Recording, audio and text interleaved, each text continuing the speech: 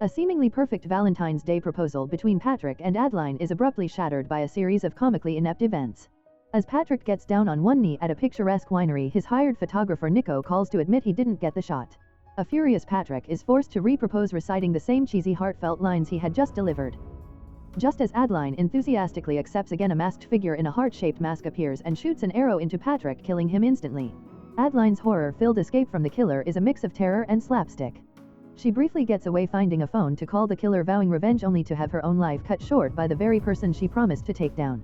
The scene then abruptly glitches and she is back in the same spot again, realizing she is trapped in a loop.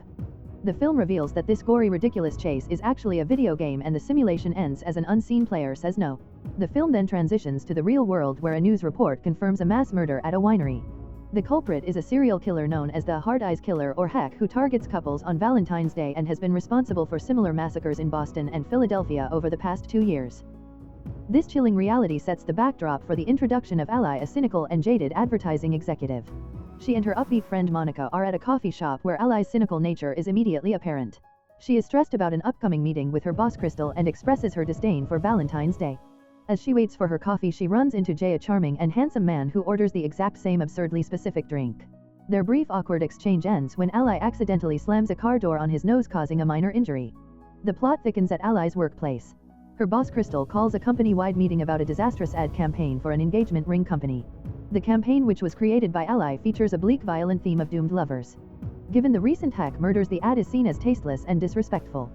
Crystal brutally humiliates Ally in front of her colleagues before revealing that she has hired a new freelance creative director to salvage the campaign, Jay, the man Ally had just met and injured. Jay, known in the industry as Consumer Cupid for his success with romantic ad campaigns, is the polar opposite of Ally. Their forced collaboration begins with an attempt to brainstorm ideas over a dinner at a fancy restaurant. The meeting, however, quickly devolves into a personal confrontation. Ally, still bitter over her recent breakup with her ex-boyfriend Colin, who cheated on her, unleashes a torrent of cynicism about love. She scoffs at Jay's romantic ideals, calling love a farce and a lie. She argues that happy endings are a myth and that all relationships inevitably end in betrayal or death. She also criticizes her job for forcing her to sell a fake fantasy to consumers. Jay, taken aback by her harsh views, questions why she is single and suggests her negativity is the reason. Their tense exchange ends abruptly when Jay decides to leave. Ally, desperate to keep her job, follows him and apologizes. Her apology is interrupted by the appearance of her ex Colin and his new girlfriend. In a moment of panic and to impress Colin, Ally impulsively introduces Jay as her new boyfriend. The awkward charade continues as Colin and his girlfriend talk about the tragic deaths of their friends at the winery, showing a startling lack of emotion about the tragedy. Colin's flippant, almost callous demeanor deeply unnerves Ally, and she and Jay quickly leave. In the taxi, they discuss Colin, and Ally reveals her disdain for him, fueled by his infidelity. The driver, attempting to be a matchmaker, encourages them to embrace their love, but Ally and Jay insist they are not a couple. Their strange night takes another turn when Ally realizes she has locked herself out of her apartment. She tries to get back inside but fails to break her window. Jay, ever the gentleman, offers to help. He effortlessly punches through the glass but cuts his hand in the process. Inside Ally's messy apartment, she rushes to find a first aid kit to tend to his wound. As she wraps his hand, Jay confesses that he is a medical school dropout because he can't handle the sight of blood, a surprising revelation for a man who seemed to have everything figured out. This unexpected vulnerability creates a shift in their dynamic as the walls Ally had built up around herself begin to crumble, setting the stage for a new and complex relationship to form. Following Jay's surprise confession about his fear of blood, Ally and Jay's apartment is suddenly breached by the Hard Eyes Killer. They barely escape, taking cover behind a barricaded door. In a moment of sheer terror, Ally tries to convince the killer they are not a couple, claiming they just met, a strategy that momentarily works until the killer discovers a note about lovebirds left by Ally's neighbor. The killer returns and Ally and Jay are forced to flee, splitting up. Ally is found by the police, who have captured a man in a hard-eyed mask. To her horror, the police identify the suspect as Jay. Despite her protests, they take him into custody, leaving Ally alone at the crime scene. At the police station, Jay is being interrogated by two detectives, Hobbs and Shaw. They reveal that Jay was present in Boston and Philadelphia during the previous Heck killing sprees, and they also found a ring with the initials JS on it. Jay denies everything, explaining that his job requires him to travel frequently and that the ring is not his. While the interrogation is underway, Ally arrives at the police station, desperately trying to convince a desk officer that Jay is innocent.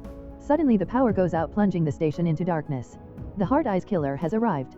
In the chaos, the killer stabs and kills the officer guarding Ally, who escapes into the hallways.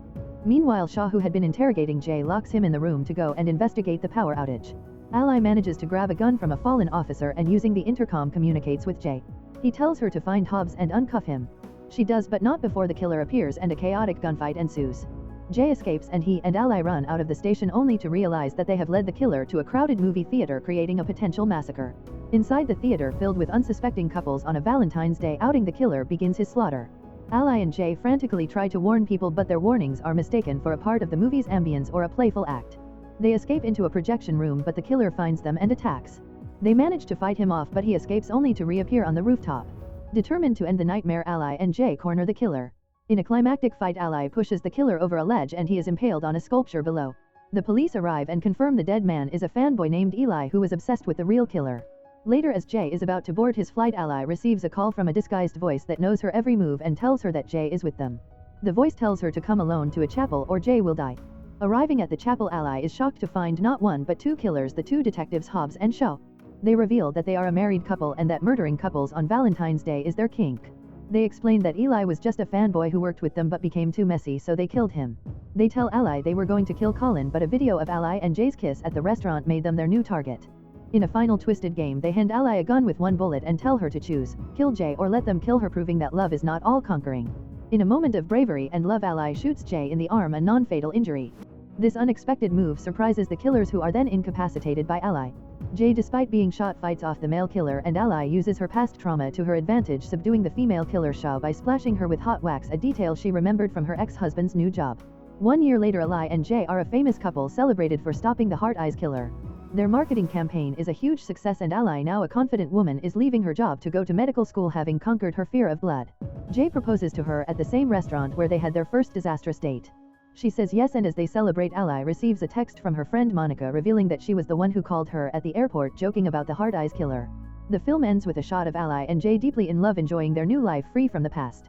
Following the bizarre series of events at the police station and the movie theater, Ally and Jay finally subdue the Heart Eyes killer on a rooftop. As the police arrive and a forensics team begins to investigate, they discover the killer's body belongs to a man named Eli, a fanboy obsessed with the real killer.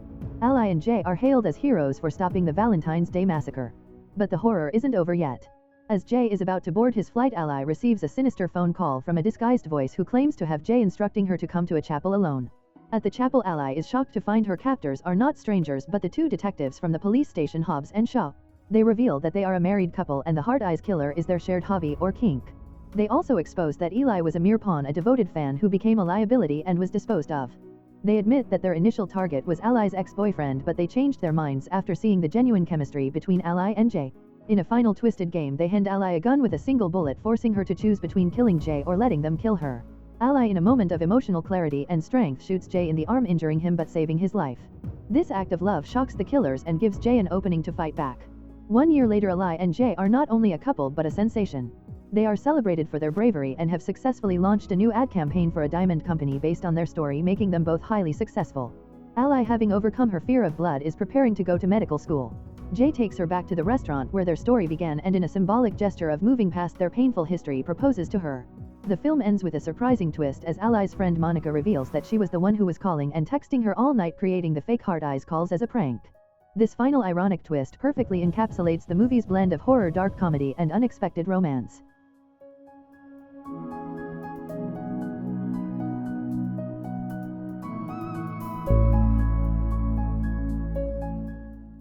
If you enjoy watching this video, then subscribe to Angel Recaps for the latest movies explanation.